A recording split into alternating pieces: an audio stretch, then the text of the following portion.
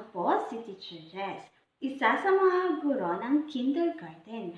Ngayong araw, ang ituturo ko po ay nasa MELC Week 5, ang Identifying One's Basic Body Parts o ang pagkilala sa mga pangunahing bahagi ng katawan. Meron po akong inihandang mga larawan at sabay-sabay nating tukuyin kung ano nga ba ang mga ito. Handa na ba kayo? Magaling! Para sa unang larawan, ayan, tingnan mabuti.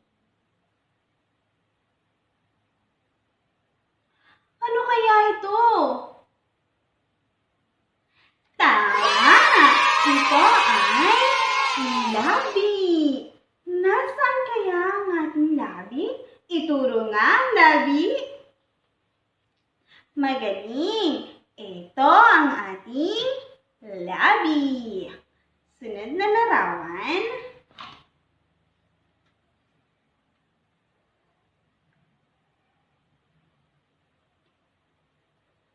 Tingnan mabuti. Ito ay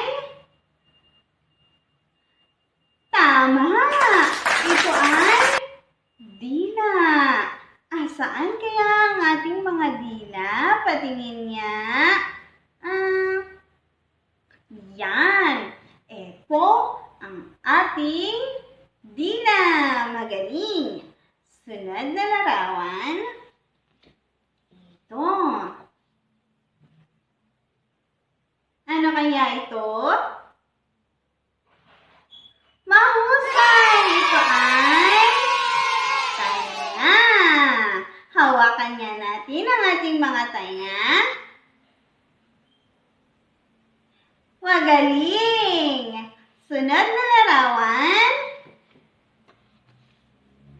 Yan. Ito ay mata. Tama!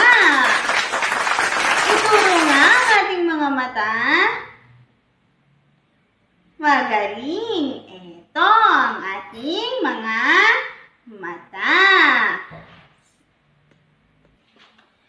Para po sa ating huling larawan, yan. Ito ay tama! Ito ay ilong. Nasaan ang ating mga ilong? Magaling! Ito ang ating ilong. Ngayon naman ay buuin natin ang isang puzzle na aking inihanda.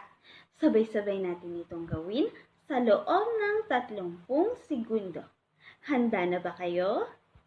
Ito na ang puzzle.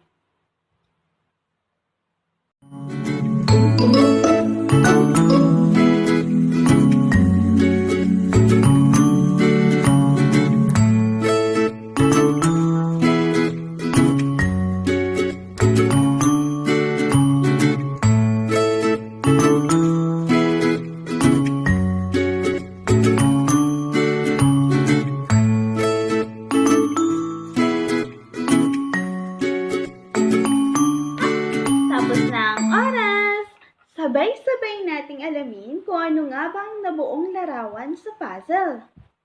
Tingnan nga natin. Magaling! Ito ay kamay. Ngayon naman ay meron akong tulang inihanda tungkol sa larawang ating nabuo. Ang pamagat ng tulang ito ay kamay. Si teacher muna ang bibigkas at pagkatapos ay sabay-sabay natin itong bibigkasin. Handa na ba kayo? Yan. Kamay. Ako ay may dalawang kamay. Kaliwa, kanan, aking ikinakaway. Sa pagsulat, aking karamay. At sa tuwinay, aking kaagapay. O Diyos, salamat po sa aking mga kamay. Yan. Ngayon naman ay sabay-sabay natin itong bigkasin. asin. Kamay.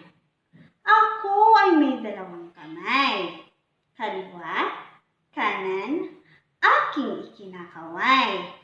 Sa pagsulat, aking karamay. At sa tuwinay, aking kaagapay. O Diyos, salamat po sa aking mga kamay. Yan, magaling! Ngayon naman ay meron akong ilang katanungan sa inyo. Ano nga ulit ang pamagat ng ating tinula? Magaling! Ang pamagat nito ay kamay. Ilan nga ulit ang ating mga kamay? Tama! Tayo ay mayroong 2 kamay. Ano daw ulit ang nagagawa ng ating mga kamay ayon sa tula?